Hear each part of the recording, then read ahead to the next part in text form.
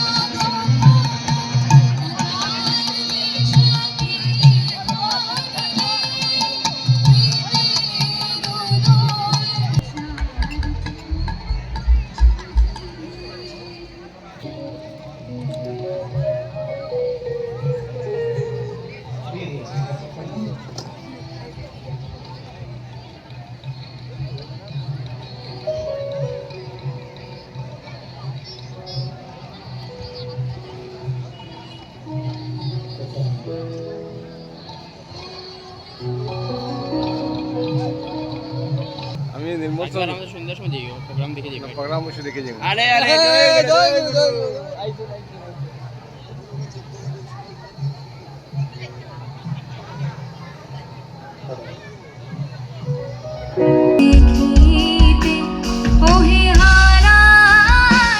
Recording একটু করিয়া দিয়ে যাবে ঠিক আছে তো না আসি মোটামুটি সন্ধ্যা নিহারিকার গান আছে তো দেখা লাগবে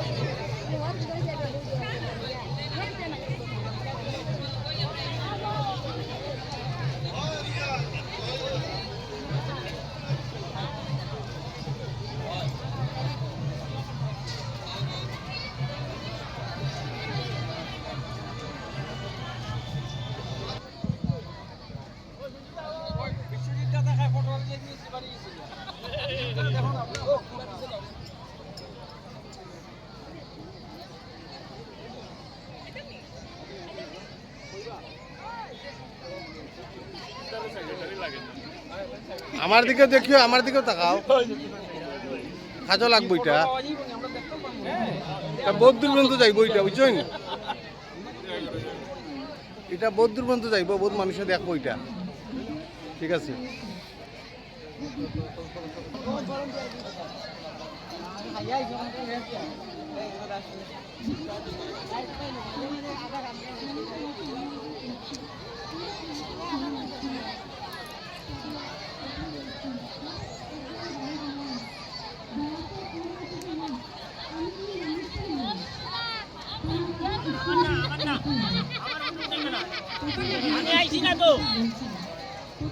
ঠিক আছে।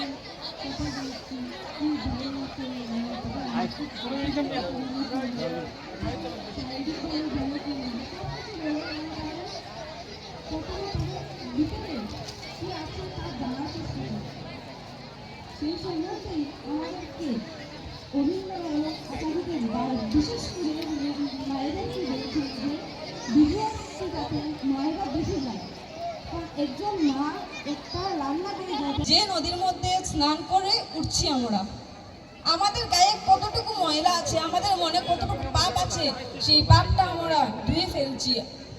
প্রয়াগরাজ অনেকেই গিয়েছেন, গঙ্গা স্নান অনেকেই করেছেন। বর্তমানে বলছি আমি কিন্তু আমার অত সৌভাগ্য হয়নি আমরা প্রয়াগরাজ যেতে পাবো বা গঙ্গা স্নান করছি, এতটুকু সৌভাগ্য আমার হয়নি।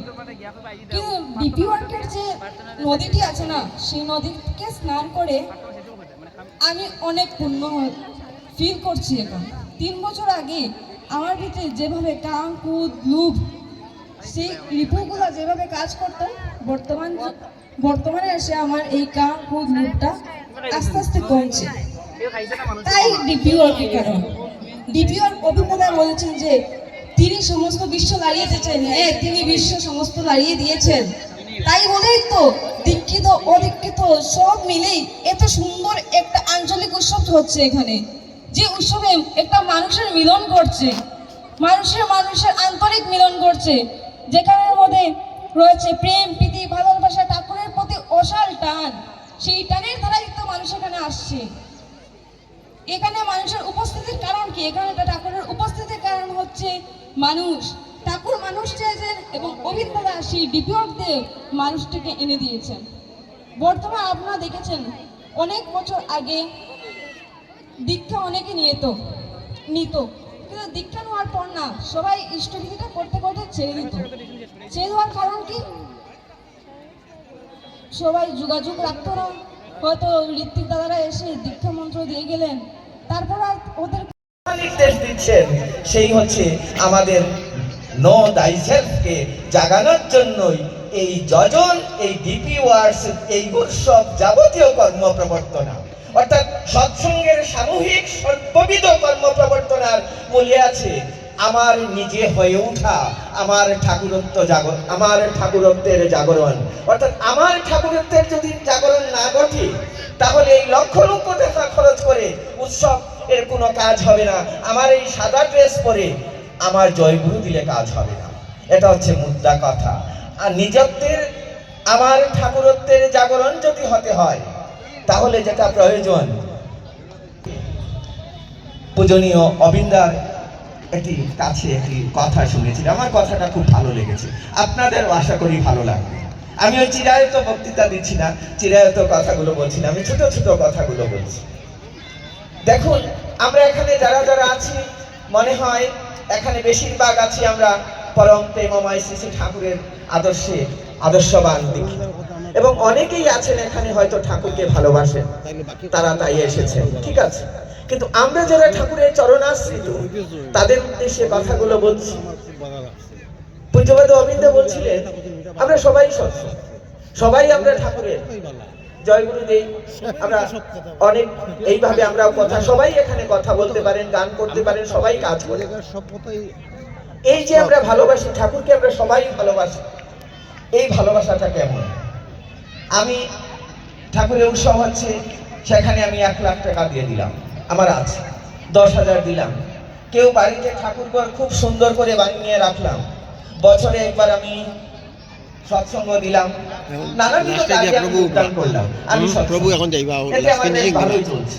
আমি সমাজের কাছে বেশ প্রতিষ্ঠিত, আমি সৎসঙ্গী, আমি ঠাকুরের দীক্ষিত, আমি ঠাকুরের এই কাজ করছি, সেই কাজ করছি, নানাবিধ কাজ করছি, আমি বেশ ভালো সৎসঙ্গ। প্রভু আরেকদল সৎসঙ্গী আছে, এরা সৎসঙ্গী আছেন, এরাও দীক্ষিত, কিন্তু তারা হচ্ছেন কর্ম পাগল। এরা কর্মের জন্য, আচার্যদেবের নির্দেশ পালনের জন্য সর্বদা যেন মরিয়া হয়ে আছে। এরা পাগল পারা হয়ে আছে তাদের মন। তারা আচার্যদেবের প্রতিটি নির্দেশকে, ঠাকুরের প্রতিটি কথাকে বলার জন্য তারা 24 ঘন্টা যেন চাতক পাখির মতো অপেক্ষা করে থাকেন। তাদের মন তাদের সর্বদা বলে, হে দয়াল, তুমি যে আদেশ করছো তা আমি এখনই করব। দেখুন আপনারা বুকে হাত দিয়ে, যে এখন আচার্যদেব যদি রাত, ঠিক শীতের দিনে খুব প্রচন্ড ঠান্ডায় যে কিছুদিন আগে পড়েছিল, সেই ঠান্ডার দিনে রাত আচার্যদেব যদি হঠাৎ 10টার সময় ফোন করে বলেন যে 2টার সময় তোমাকে দেওঘর আসতে হবে, কোনো গাড়ি নেই, অমুক নেই, তমুক নেই, আমরা কতজন দেওঘর ওই 2টার সময় রাত 2টার সময় যাওয়ার জন্য, দেওঘর যাওয়ার জন্য আমরা প্রস্তুত আছি? চিন্তা করে দেখুন। অথচ এই যদি প্রস্তুত আমাদের মন হয়, তাই আমি পারফেক্ট সৎসঙ্গী হয়ে আছি, নতুবা নয়। হ্যাঁ, সৎসঙ্গী নিঃসন্দেহে, আমি কাউকে ইয়ে করছি না, দৃষ্টতা আমার মাফ করবে, কিন্তু আমি যদি ওই আদেশ পালনের জন্য তাৎক্ষণিক অবস্থায় রাজি থাকি, তাহলে এটাই হচ্ছে আমার আসল সৎসঙ্গী পরিচয়। এটা বড় কঠিন, একটু আগে বলছিলাম, এটা মারাত্মক কঠিন। একটি ছোট্ট ঘটনা বলছি। বরিশালে উৎসব করেছেন শরৎচন্দ্র হালদারদা আছেন, জ্যোতিরিত্তিক আরো অনেকে আছেন, এখানে সিনিয়র দাদারা আছেন, তারা অনেকেই জানেন। সবাই এসেছে, এসে ঠাকুর পাবনায় বসা, সেখানে ঠাকুরের সামনে এসে বলছেন, ঠাকুর বিশাল উৎসব হয়েছে, অনেক দীক্ষা হয়েছে, প্রচুর মানুষ সমবেত হয়েছে, ইত্যাদি ইত্যাদি প্রচার হয়েছে, অমুক হয়েছে, হেন বিভিন্ন কিছু হয়েছে। এরপর ঠাকুর আর কিছু বললেন না। অন্য সময় ঠাকুর বলেন খুব ভালো হয়েছে, ইত্যাদি ইত্যাদি। আজ আর এদেরকে কিছুই বললেন না, একটা শব্দই বললেন না। সঙ্গে ছিলেন আমাদের ব্রিটিশ ভক্ত, ইংরেজ ভক্ত কেপেল সাহেব, সেও বলছে যে ঠাকুর খুব ভালো হয়েছে, উৎসব ইত্যাদি ইত্যাদি। ঠাকুর কিন্তু একটা কথাও বললেন না। দুদিন গেল, তারা সবাই বলছেন যে ঠাকুর এত বড় উৎসব হলো, কেউ একটা কথাও বললো না, ঠাকুর একটা কথাও বললেন না। কিছুদিন পর হঠাৎ তারাই এসেছেন, কেপেল দাও সামনে এসেছে, ইয়াং ছেলে, তাকে বলছে, এই কেপেল, ওই দেখছিস, এই কেপেল দেখতো, এই যে পাগলটা হাঁটছে প্রায় আসে, ওই পাগলকে নিয়ে রাখতে পারবি? এবার তিনি থমকে গেছেন, পাগলকে কি করে বাড়িতে রাখবে?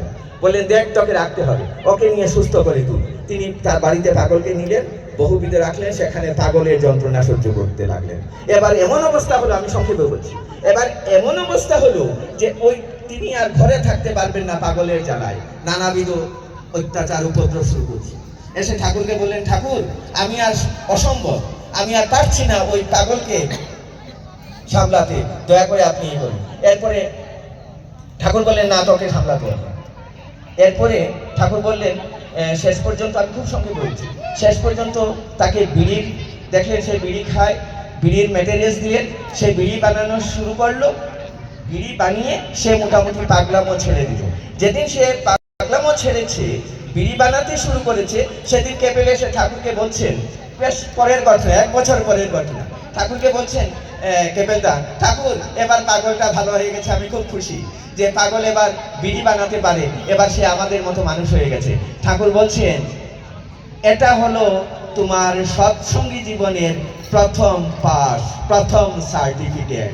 এই জন্য তুমি যেদিন বরিশাল থেকে উৎসব করে এসে বলছিলে যে এখানে অমুক হয়েছে, তমুক হয়েছে, কিছুই হয়নি, আজ তুমি সৎসঙ্গী জীবনের প্রথম সার্টিফিকেট পেলে, তাই প্রথম পাস করলে। তাই আমার সময় শেষ হয়ে আসছে। আমি আর চম্পকদা এখানে আছেন, আমাদের বয়োজ্যেষ্ঠ সিনিয়র এসপিআর। তো শেষে আমি আমার কথা শেষ করে নিচ্ছি। লাস্ট একটি কথা বলছি, একটি আবেদন আপনাদের কাছে। আগামী রোববার আমাদের করিমগঞ্জ জেলার ভাঙ্গায় পরম পূজ্যপাদ আচার্যদেব আশীর্বাদ করেছেন। সেটা জানুয়ারি 4 তারিখ হতো, এটা জানুয়ারি 25 তারিখ হবে। আমরা সবাই গেছিলাম, তিনি আশীর্বাদ করেছেন। উৎসবটা মনে করে করার জন্য আমরা উৎসবের জন্য প্রস্তুত হচ্ছি। আপনাদের সকলকে আমার অন্তর থেকে বিনম্র আবেদন, আপনারা সকলে আমাদের ভাঙা উৎসবে আগামী রোববারে যাবেন, আনন্দ করবেন। আসুন আমরা সকলে ঠাকুরকে নিয়ে মেতে উঠি পুনরায় তার চরণে।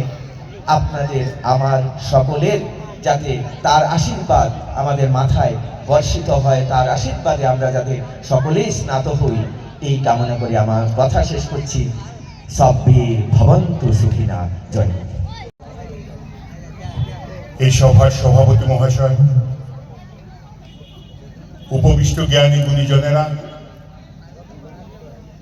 সভায় উপস্থিত আমার শ্রদ্ধেয় দাদা ও মায়েরা, আমার ছোট ছোট ভাই বোনরা, আপনাদের সবাইকে জানাই আমার শ্রদ্ধানন্দিতরা ও জয়গুরু। আমরা উৎসব, এই যে 3টা কেন্দ্র মন্দির নিয়ে উৎসব হচ্ছে, ঠাকুর উৎসবের তাৎপর্য বলতেই বুঝাইছেন শ্রেয়কে সৃজন করার কথা। আমি আমার প্রিয়কে আবিষ্কার করব। কি আবিষ্কার করব? এই যে আমরা ঘুম থেকে উঠে বলি না, আমি অক্রোধী, আমি অমানী, আমি নিরলস, যেটা আমরা প্রত্যেকদিন করি, কিন্তু আমি অক্রোধী মানে আমার ক্রোধ আছে। কিন্তু ঠাকুরকে প্রত্যেকদিন বলি, ঠাকুর আমি অক্রোধী। আমার অহংকার আছে, কিন্তু আমি বলি আমি অমানী। আমার অলসতা আছে, কিন্তু আমি বলি আমি নিরলস। এই যে কথাগুলো আমি প্রত্যেকদিন আবৃত্তির মতো ঠাকুরের চরণে নিবেদন করি। আমি উৎসবে যখন আসি, এখানে এসে বিভিন্ন গান, ধর্মগ্রন্থাদি পাঠ হয়, বক্তারা বক্তব্য রাখেন, তার থেকে কিছু আমি আহরণ করব, যা আমার ঠাকুর বলেছেন শ্রেয়কে সৃজন করব, একটা নতুন কিছু আবিষ্কার করব, করে বাড়ি নিয়ে যাব। আগামী 1 বছরে আমি সেটাকে আমার চরিত্রে চরিত্রায়িত করার চেষ্টা করব। তবেই উৎসবে আসার, উৎসব করার আমরা সার্থকতা খুঁজে পেতে পারি। আমার পূর্ববর্তী বক্তারা সবাই আমার থেকে অনেক জ্ঞানী, অনেক গুণী। মাস্টারমশাই এখানে আছেন, ঠাকুর রামকৃষ্ণ দেবের একজন ভক্ত এখানে বক্তব্য রেখে গেছেন। আমরা আজকের যে যুগটায় আমরা বাস করছি, সেটাকে কলিযুগ বলা হয়। এই যুগে 3 জন অবতার পুরুষ এসছেন। প্রথমে পাই আমরা গৌরাঙ্গ মহাপ্রভুকে। গৌরাঙ্গ মহাপ্রভু তার স্ত্রী লক্ষ্মীপ্রিয়া যখন মারা গেলেন, তখন মাকে বলেছিলেন, মা, ঈশ্বর সত্য, জগৎ মিথ্যা। ঈশ্বর সত্য, জগৎ মিথ্যা। কীর্তনের আনন্দে মেতে জগৎবাসীকে কীর্তন আনন্দে মাতিয়ে তুললেন। তার কিছুদিন পর এলেন, কিছু বছর, 600 বছর পর এলেন ঠাকুর রামকৃষ্ণ। ঠাকুর রামকৃষ্ণ এসে দেখলেন মানুষ বিভ্রান্ত হয়ে গেছে। কেউ ধর্মের উপাসনা করছে নিরাকার ব্রহ্মের, কেউ পুত্তলিকা বানিয়ে পুজো করতে শুরু করেছে। কিন্তু না, আমাদের সমাজটা তখন 1200 বছর পরাধীন থাকার দরুন আমাদের বাড়ির মেয়েরা, মায়েরা যে করুণ অবস্থার মধ্যে ছিল, ঘরের অন্তঃপুরে তাদের বাস, এমনতর অবস্থায় ঠাকুর রামকৃষ্ণ, সারদা মায়ের সঙ্গে ঠাকুর রামকৃষ্ণের বিবাহ হয়। অনেকে ভাবেন ঠাকুর সারদা মাকে মায়ের মতো দেখতেন, কিন্তু তারা 7 মাস কিছুদিন স্ত্রী এবং স্বামীর মতো বসবাস করেছিলেন। ঠিক তেমনই দিনে, তেমনই এক সময়ে দক্ষিণেশ্বরে দুপুরবেলা ঠাকুর রামকৃষ্ণ শুয়ে আছেন। ঠাকুর রামকৃষ্ণ শুয়ে আছেন, মা সারদা এলেন, পায়ের দিকে বসেছেন, পাটাকে হাতিয়ে দিচ্ছেন। তখন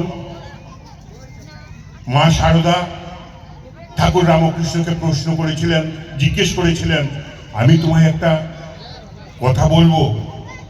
ঠাকুর রামকৃষ্ণ বলছিল, ওমা সে কি কথা, তুমি জিজ্ঞেস করতেই পারো। সমস্ত নারী সমাজের হয়ে সেদিন মা শারদা ঠাকুর রামকৃষ্ণকে প্রশ্ন করেছিলেন, আমি তোমার কি? একটা স্ত্রী তার স্বামীকে প্রশ্ন করছেন, আমি তোমার কি? আমাকে যদি প্রশ্ন করা হতো, আমার স্ত্রী যদি আমাকে জিজ্ঞেস করতেন, আমি কি করতাম?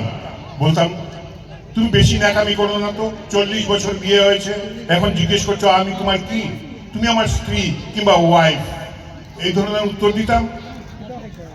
ঠাকুর রামকৃষ্ণ মাথার পেছন থেকে হাত নিয়ে বুকের উপরে রাখলেন, শারদা মার দিকে তাকালেন। শারদা মার দিকে তাকিয়ে বলছেন, ওমা সে কি কথা গো, আমি এক একটা ফুল চয়ন করে নিজ হাতে মালা গেঁথে যার গলে পরালুম, আমি নিজ হাতে 3 বেলা যাকে ভোগ খাওয়ালুম, যাকে 2 বেলা আরতি করলুম, সেই ভবতারিণী মাই তো এখন আমার জগৎদাত্রী হয়ে আমার পদসেবা করছে। চিন্তা করেন, একটা স্ত্রীকে যদি তার স্বামী এমনতর সম্মান দেয়, সেই পরিবারে অনটন আসতে পারে, সেই পরিবারে কখনো দুর্ঘটনা ঘটতে পারে, সেই পরিবারে স্বামী স্ত্রীর সম্পর্কটা কেমন হবে? কি বললেন, যে জগদম্বারা ভবতারিণী মায়ের পূজা করে এলুম, সেই ভবতারিণী তো আমার এখন আমার পদসেবা করছে। দেবীর রূপ দিলাম। আমরা যখন জন্মেছি তখন আমরা কি দেখছি? আজকে স্বামী স্ত্রীর সম্পর্ক। বৃদ্ধাশ্রম ছিল, এখানে যেসব মায়েরা এই যে বুড়ো এই যে মাসিমা বসে আছেন, তিনি শুনেছেন কোনোদিন তার জীবদ্দশায় মা ঠাকুমা দিদিমাদের মুখে বৃদ্ধাশ্রমের কথা শুনেছিলেন? না, এগুলো সব আমরা ইম্পোর্ট করেছি। ডিভোর্স শুনেছিলেন কেউ কখনো? বিবাহ বিচ্ছেদের কথা না, শুনিনি। এমনতর পরিস্থিতি আজকের দিনে ঠাকুর অনুকূল চন্দ্র যে কতটুকু অপরিহার্য। আর এই সব সন্তান, আমার এই প্রফেসর দাদা নাদ্দা বলেছিলেন যে, আমার পূর্ববর্তী বক্তা পুলক ভট্টাচার্যও বলেছেন যে, এই মায়ের গর্ভে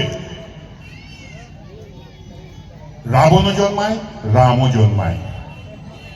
আমাকে ভালো মা হতে গেলে, আমাকে ভালো বাবা হতে, আমার ব্যক্তিগত জীবন যদি ভালো না হয়, আমি যদি রাবণের মতো চরিত্রের অধিকারী হই, আমি কখনো আশা করতে পারবো না যে আমার সীতার মতো বউ হোক। আর শূর্পণখার মতো চরিত্র নিয়ে রামের মতো বড় আপনি আশা করতে পারেন না। আজকের আমরা যুগে কি হয়েছে, স্বামী স্ত্রী যেন দুইটা বন্ধু, একে অন্যকে নাম ধরে ডাকে, শ্রদ্ধার চাষ নেই। আগে আপনারা পুরনো বাংলা বই খুলে দেখবেন, স্বামীকে ডাকতে হবে। স্ত্রী যদি এমনতর পরিস্থিতিতে পড়তো, তাহলে হাতের চুড়ি বাজিয়ে স্বামীকে অ্যালার্ট করতো, আমি তোমায় ডাকছি।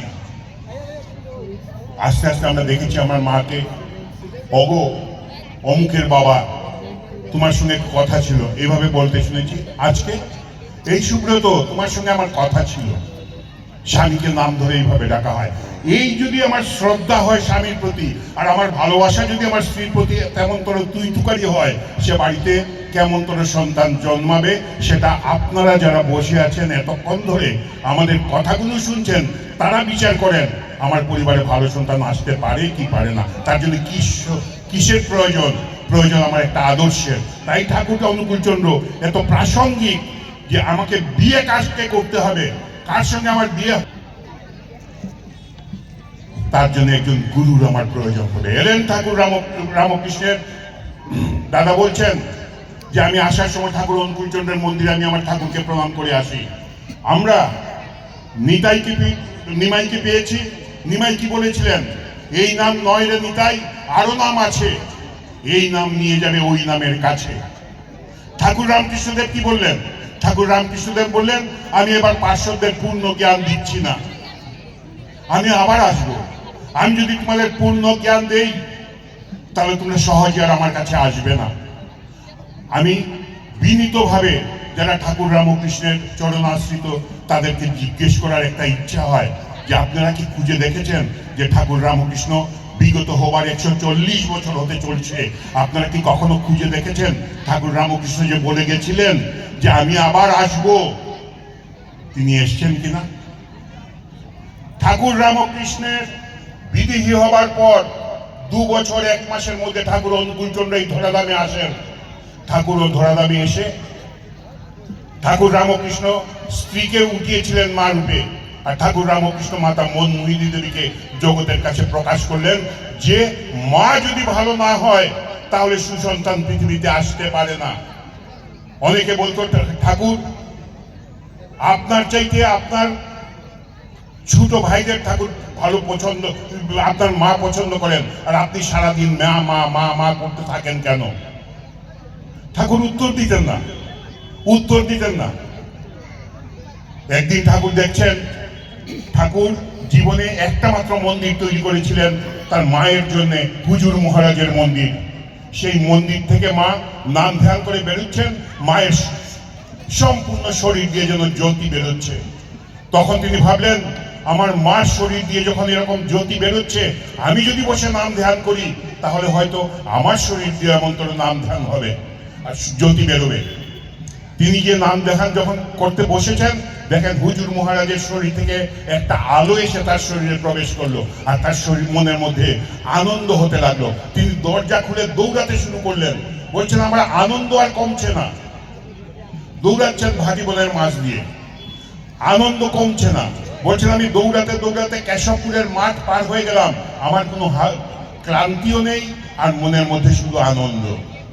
এসে পদ্মায় ঝাঁপ দিলাম, ঠাকুর বলছেন এসে পদ্মায় ঝাঁপ দিলাম, পদ্মায় সাঁতার কাটলাম, তাতেও আমার আনন্দ কমছে না। ভাবলাম এই কথাটা মাকে গিয়ে বলে আসি। কথাটা কোনো দেখবেন এটা গল্প নয়, ঠাকুরের জীবনের কথা। ঠাকুর বললেন এখন মাকে গিয়ে বলে আসি। ভিজা কাপড় নিয়ে সদ্য ঘরটা মা লেপে গেছিলেন, ওইটার মধ্যে যে মা মা বলে যখন ঠাকুর ঘরে ঢুকছেন, মাতা মনমোহিনী দেবী ভিতর ঘর থেকে এসে দেখছেন তার কাঁচা ঘরটা, সেটা পাবনার ঘটনা বলছি, এই কাঁচা ঘরটা অনুকূল দাঁড়িয়ে একদম কাদা কাদা করে দিচ্ছে। মার উঠেছে রাগ, এসে দিছেন কানের মধ্যে 1 মোলা, গালের মধ্যে 1 থাপ্পড় দিয়ে বলছেন তোমার বুদ্ধি শুদ্ধি কবে হবে? এত বড় হয়ে গেছো, আমার সদ্য নিংড়ানো ঘর তুমি নষ্ট করে ফেললে।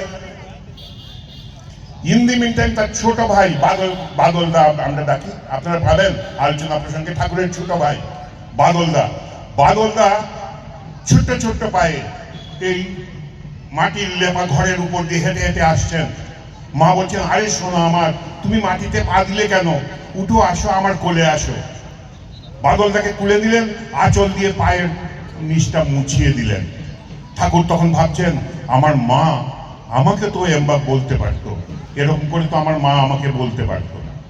মনের মধ্যে প্রতিক্রিয়া হচ্ছে, মা বাদলকে বেশি ভালোবাসে। তারপরে ভাবলেন মা এতক্ষণ ধরে ঘর লেপাপোছা করছে, মা এখন বাদলকে কুলে নিচ্ছে, আমি যদি বাদলকে কুলে নিই তাহলে মার একটু সাহায্য হবে। তিনি মায়ের কোল থেকে বাদলকে নিতে চাইলেন। মা আরেকটা কানের মধ্যে মোলা দিয়ে আরেকটা থাপ্পড় দিলেন আরেক গালে, দিয়ে বলছেন তোমার বুদ্ধি শুদ্ধি কবে হবে? তুমি এই ভেজা কাপড় নিয়ে ছোট ভাইকে কোলে দিতে চাইছো, ওর সর্দি জ্বর হবে না? বলে ঘাট ধাক্কা দিয়ে ঘর থেকে বের করে দিলেন। ঠাকুর আবার পদ্মার ঘাটে চলে এলেন, এলে মাটিতে বসে হাঁটুর উপর মাথা রেখে চিন্তা করতে শুরু করলেন, আমার মা আমার চাইতে আমার 2 ভাইকে বেশি ভালোবাসেন, বাদল আর খেপু। আমার মা আমাকে ভালোবাসে না, আমার মা আমার চাইতে অনেক অনেক বেশি ভালোবাসেন।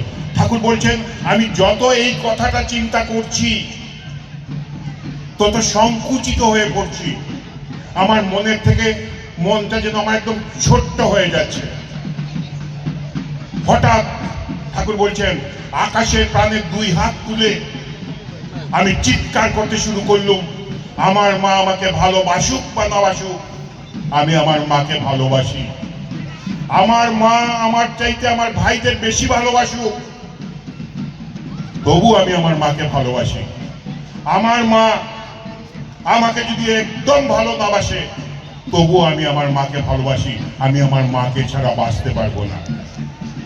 সন্তানের মায়ের পিতায় শ্রদ্ধা মায়ের টান, সে ছেলেই হয় সাম্যপ্রাণ। ঠাকুর এটা শুধু বাণীতে লিখে দিয়ে যাননি, তিনি তার জীবন দিয়ে দেখিয়ে গেছেন যে মাকে কেমন করে ভালোবাসতে হয়। আর এই মাকে ভালোবাসা, বাবার উপরে শ্রদ্ধা করা কেমন করে করতে হয় বললেন, পিতা মাতা হর গৌরী একই দেহে বিদ্যমান। পিতা মাতা হর গৌরী একই দেহে বিদ্যমান। পিতায় শ্রদ্ধা মায়ের টান, সে ছেলেই হয়, সেই ছেলেই হয় সাম্যপ্রাণ। আজকের দিনে, আজকের এই সমাজে যে ছেলেগুলো দাদা বলছিলেন, ওই পুলক ভট্টাচার্যরা বলছিলেন, নিয়ে বাড়ি থেকে বেরিয়ে গেছে, মায়েদের বাবাদের মনের শান্তি ততক্ষণ পর্যন্ত হয় না যতক্ষণ এই ছেলেটা বা মেয়েটা বাড়িতে না আসে। কেন? এই সমাজটাকে সৃষ্টি করলো কে? এই সমাজটাকে সৃষ্টি করলো কে? আমি, আপনি। কিন্তু সমাজ নষ্ট হয়ে গেছে বলে আমরা সমাজের দোষ দেই, সমাজের দোষ দেই, কিন্তু সমাজ আমাকে নিয়ে। আমাদের পবিত্র পাঞ্জাধারী কর্মীগণ এবং আমাদের আমন্ত্রণে সাড়া দিয়ে আসছেন দিয়ালা শিশু হায়ার সেকেন্ডারি স্কুলের শিক্ষক মাননীয় শঙ্করনাথ মহাশয়। আগে এখানে চলে গেছেন রামকৃষ্ণ সমাজ সেবা সদনের সমিতির পক্ষ থেকে সুবীর দাস।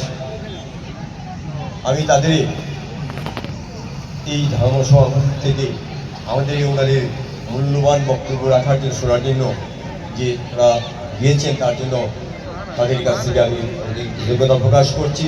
এইভাবে বিভিন্ন অনুষ্ঠানে তাদের আমন্ত্রণ জানাবো, তোমাদের পরামর্শ আমরা গ্রহণ করব।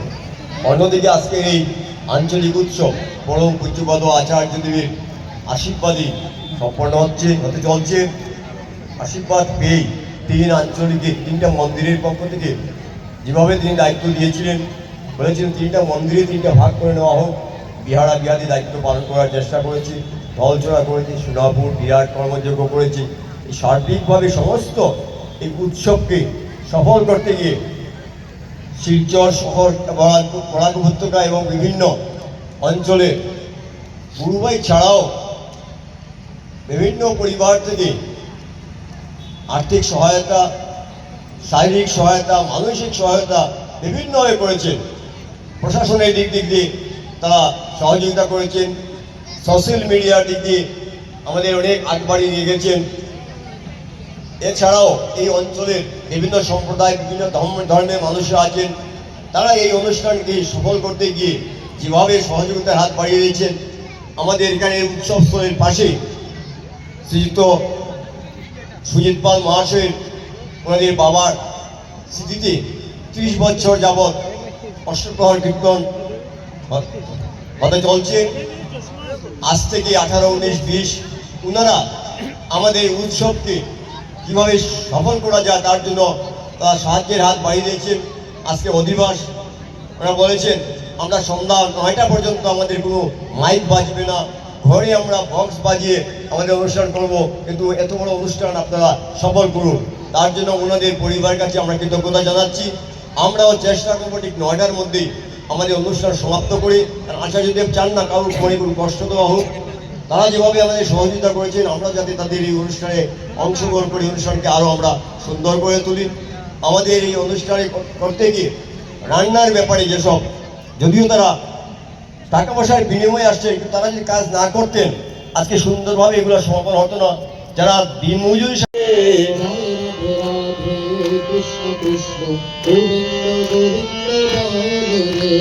জয় রাধে রাধে কৃষ্ণ কৃষ্ণ গোবিন্দ গোবিন্দ বল রে।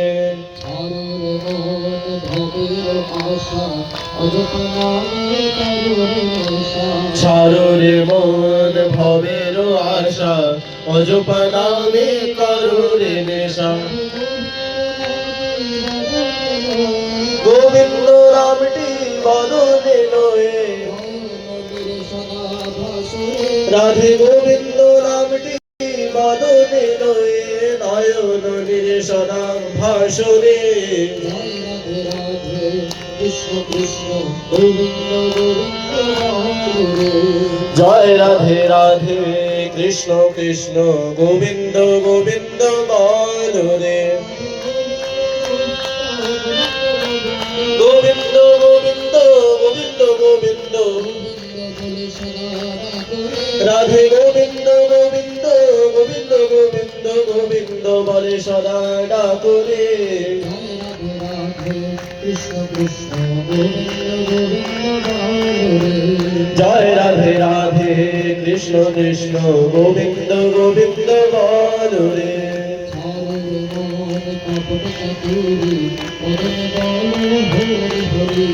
ছাড়ো রে মন কপট চাতুরি বদনে বল হরি হরি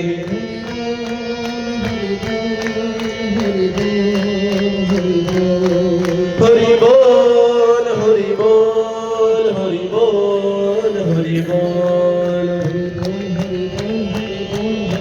হরি বল হরি বল হরি বল হরি বল হরি বল হরি বল হরি বল হরি বল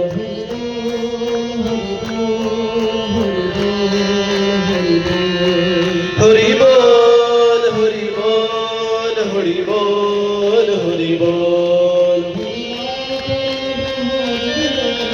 নাম পরম ব্রহ্ম জীবের মূল ধর্ম হরি নাম পরম ব্রহ্ম জীবের মূল ধর্ম অধর্ম কর্ম ছাড়ো রে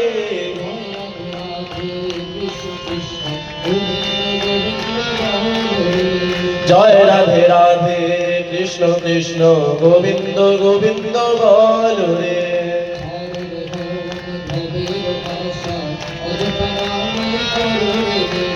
ছাড়ো রে মন ভবের আশা অজপা নামে করো রে নেশা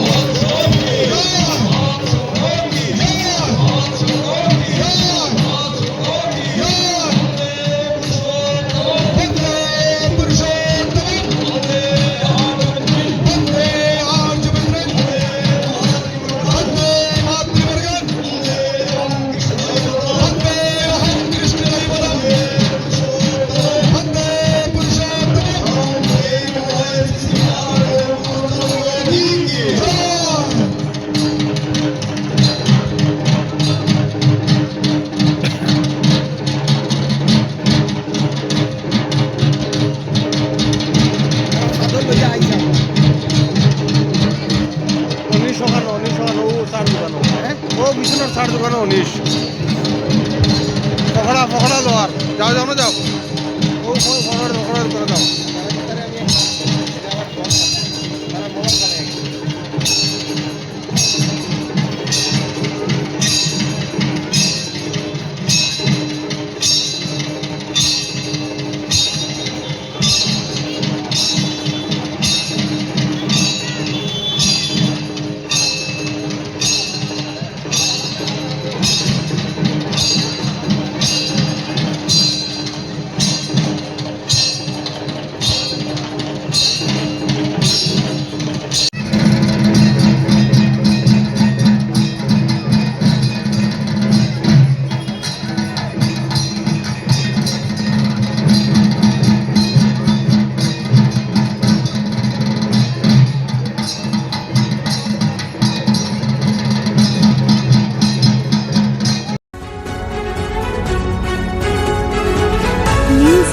Darbhan Studio।